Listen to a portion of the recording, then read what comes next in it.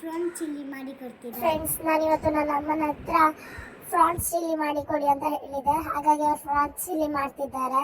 ನೋಡಿ ಮಾಡುವ ವಿಧಾನ: ಈರುಳ್ಳಿ, ಕ್ಯಾಪ್ಸಿಕಮ್ ಮತ್ತು ಬೆಳ್ಳುಳ್ಳಿ, ಅಂದರೆ soya sauce, red chilli sauce ಮತ್ತು ಇದು ಕಾರ್ನ್ಫ್ಲವರ್.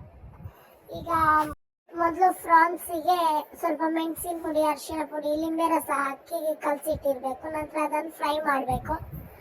ನೋಡಿ ಅಮ್ಮ ಮಾಡ್ತಿದ್ದಾರೆ. ಮತ್ತೆ ಫ್ರೈ ಮಾಡಿದ ನಂತರ ಎತ್ತಿಡಬೇಕು ಅದನ್ನು.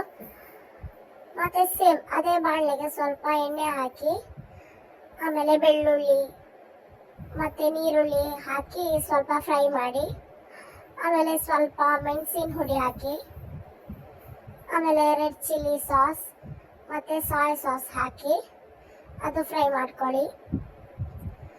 ನಂತರ ಇದು ಕಾರ್ನ್ಫ್ಲವರ್ಗೆ ಸ್ವಲ್ಪ ನೀರು ಹಾಕಿ ಅದನ್ನು ಹಾಕಿ, ಆಗ ಥಿಕ್ನೆಸ್ ಒಳ್ಳೆ ಬರ್ತದೆ. ಮತ್ತು ಕ್ಯಾಪ್ಸಿಕಮ್ ಲಾಸ್ಟಿಗೆ ಹಾಕ್ತಾರೆ, ಯಾಕಂದರೆ ಅದು ಕ್ರಂಚ್ ಆಗಿರಲಿ ಅಂತ. ಮೊದಲೇ ಅದನ್ನೆಲ್ಲ ಬೇಯಿಸಿಟ್ರೆ ಅದು ಕ್ರಂಚಿ ಇರಲ್ಲ, ಸೊ ಲಾಸ್ಟಿಗೆ ಹಾಕ್ತಿದ್ದೇವೆ. ನಂತರ ಆಗ ಫ್ರೈ ಮಾಡಿದ್ರಲ್ಲ ಫ್ರಾನ್ಸನ್ನು, ಅದನ್ನು ಹಾಕಿ ಉಪ್ಪು ನೀವು ನೋಡಿ ಟೇಸ್ಟಿಗೆ ತಕ್ಕಾಗಿ ಹಾಕಿ, ಯಾಕಂದರೆ ಇದ್ರ ಸೋಯಾ ಸಾಸಲ್ಲಿ ಉಪ್ಪಿರ್ತದೆ. ನೋಡಿ ಫ್ರಾನ್ಸ್ ಚಿಲ್ಲಿ ಸವಿಯೋಕ್ಕೆ ರೆಡಿ. ಸೂಪರ್ ಆಗಿದೆ.